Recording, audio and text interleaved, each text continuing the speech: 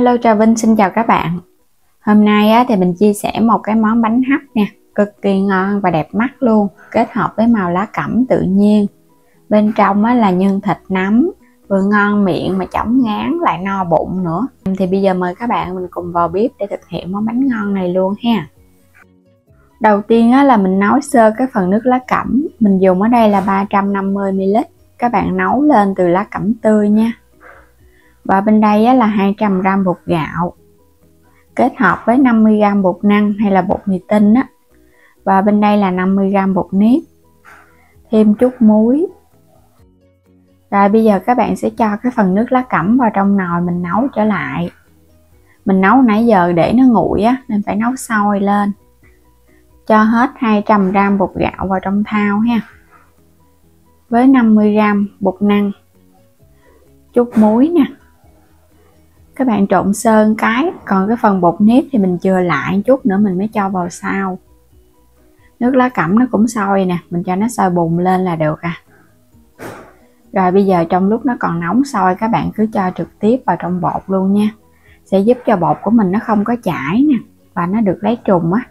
Mình làm cách này thì nhồi bột nó cũng nhanh nữa, không có cần phải khuấy ở trên bếp. Cho hết vô luôn. Với 300 g bột thì mình dùng 350 ml nước lá cẩm. Ngoài cái nước lá cẩm thì các bạn dùng cái nước lá dứa cũng được nữa. Nhưng mà cái bông hồng thì mình thấy làm màu hồng hồng đỏ đỏ nó sẽ đẹp và nó đúng hơn, nên là mình chọn lá cẩm. Trộn đều xong thì mình thấy bột của mình nó sẽ hút hết cái phần nước rồi. Mình sẽ thêm bột nếp vào 50 g. Nếu mà lường bằng muỗng thì các bạn lường dùm cho mình là 5 muỗng canh đầy nha. Mình trộn đều lên.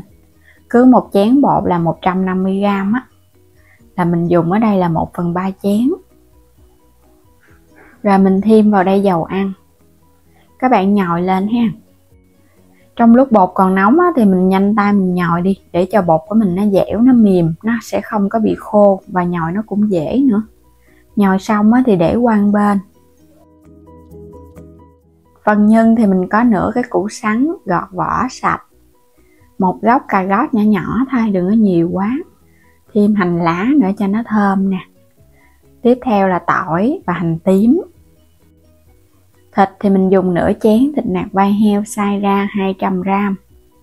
Nấm mèo và nấm đông cô luôn, ngâm nở mềm. Sắc củ sắn nha. Công thức này thì cái lượng nhân vậy là nó vừa nè. Nếu như các bạn làm nhân nó gấp đôi thì bột cũng phải gấp đôi. Mình sẽ sắc sợi lại, sau đó thì các bạn sắc hạt lựu cho nó nhỏ nhỏ. Nhưng thì làm phải đều đều á, ăn nó mới ngon nha, đừng có lớn quá ăn nó không ngon. Cà rốt cũng vậy luôn, mình cũng sắc lát thật mỏng. Sau đó thì cũng sắc sợi rồi cái sắc hạt lựu giống y hệt như là củ sắn vậy đó. Có cà rốt thì nó ngọt nè, củ sắn nó cũng ngọt và nó ngon nữa. Hành lá mình cho ở đây hơi nhiều một chút, cho vào trong nhân, nhưng nó sẽ thơm và nhìn nó cũng đẹp nữa. Nấm mèo và nấm hương thì ngoài sắc ra các bạn có thể xay cũng được. Sắc thì mình hơi băm băm chút nha, cho nó hơi nhuyễn nhuyễn lại đó. Có nấm vô nó thơm và nó giòn. Hành tím và tỏi ở đây mình đã băm sẵn rồi nè. Bây giờ cho dầu vào trong chảo. Mình có bán thêm các sản phẩm gia dụng và đồ dùng nhà bếp á. Mời các bạn bấm vào ảnh kênh, sau đó chuyển đến cửa hàng xem nhiều sản phẩm, lựa chọn giá cả phù hợp và mua ủng hộ kênh mình nha. Mình xào cho cái phần hành này nó thơm và nó vàng lên. Hành này là các bạn xào là phải nhớ để ý nha, không thôi là nó khét á. Khi mà nó vàng vừa mắt đó là mình vớt ra liền để ráo. Rồi chừa lại một ít ở trong chảo thì bây giờ mình đi xào thịt luôn. Còn cái phần hành đó một chút nữa mình cho lên trên bánh ăn cùng á, nó thơm dữ lắm. Thịt nó cũng tơi rời và nó săn rồi nè. Cho tiếp cái phần nấm đã băm vô nha. Mình xào vậy thì nhân của mình nó mới thơm. Ăn cái bánh mà nhân thơm thì nó mới ngon cái bánh được. Nêm vào trong đây muỗng canh dầu hào, thêm muỗng cà phê hạt nêm, một muỗng canh đường, chút xíu tiêu nữa nha. Phần nhân này là mình nêm cho nó vừa vừa miệng, đừng có quá mặn. Thì ăn chút mình còn kết hợp với nước tương hoặc là nước mắm nữa. Thêm hành lá sắc nhỏ vào cuối cùng. Mình chỉ cần xào cho phần nhân nó chín phân nửa thôi. Một chút mình hấp bánh thì phần nhân nó còn chín thêm. Quay trở lại phần bột, bây giờ mình cho dầu ăn vô cái mình nhồi sơ lại một cái nữa. Bột của mình nó dẻo mềm vậy nè, là hấp ra cái bánh để cả ngày nó không có cứng. Còn các bạn làm bột mà mình thấy nó hơi khô quá là hấp để nguội bánh nó cứng nha. Mình lấy một cái cục bột vàng mỏng ra, khoảng 2 lượng bột 1 lượng nhân, túm đều cho nhân nó đừng có bị ló ra bên ngoài. Thì phần nhân và phần bột nó sẽ đều mình vo tròn giống như là cái viên chè trôi nước vậy á. Lót ở bên dưới là miếng giấy nến ha, hoặc là lá chuối. Mình làm xong rồi. Bây giờ để tạo hình bánh thì mình có ở đây là con nhíp nè. Nhíp này thì các bạn mua ở trong kênh mình cũng có, hoặc là mua những cái quầy bách hóa ở chợ cũng có luôn. Mình sẽ bóp để tạo khía.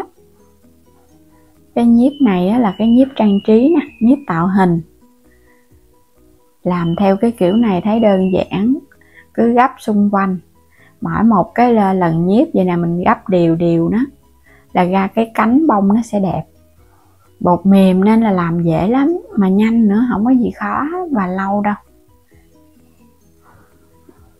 Đây, vậy là xong rồi nè. Còn cái đế ở bên dưới các bạn không có cần phải bấm nha, cứ chất vào trong cái xửng hấp. Làm tương tự luôn. Cái đế ở bên dưới thì mình cứ giữ nguyên đi. Đó, ra cái bông cũng xinh xắn rồi nè. Bông này không biết bông gì luôn á, cứ tạo hình ra thấy nó đẹp đẹp là được. Rồi bây giờ chất hết vào trong nồi nha. Bắt sẵn nồi nước sôi rồi cái mình đem bánh đi hấp. Những cái bông hoa đã sẵn sàng rồi, chút mình hấp cái màu nó sẽ đậm hơn. Nước cũng sôi thì các bạn hấp ở mức lửa trung bình thôi ha. Mình hấp từ 15 đến 20 phút. Ở đây là mình hấp khoảng 15 phút thôi. Bây giờ bánh nó trong veo vậy là nó chín rồi nè. Tại vì nhân ở bên trong thì nó cũng đã chín sẵn một phần á. Bánh cũng nhỏ nên mình hấp 15 phút. Có dầu ăn rồi cho nên khi hấp xong các bạn thấy cái bánh nó cũng bóng nữa. Đó, nhìn ngon quá nè. Bây giờ lấy bánh ra.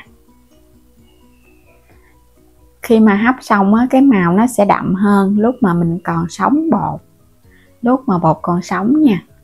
Cuối cùng là mình sẽ trang trí lên trên bánh hành tím và tỏi hồi nãy mình phi thơm đó. Cái món này thì phải kết hợp với hành phi nó mới ngon. Nó thơm thơm và có thêm một chút dầu thì bánh của mình nó bóng. Đây, cái bông hấp dẫn quá ha. Màu hồng tự nhiên từ lá cẩm, kết hợp với lớp bột mềm mềm dẻo dẻo. Bên trong là có nhân thịt và củ với nấm nữa. Ngon quá chừng luôn.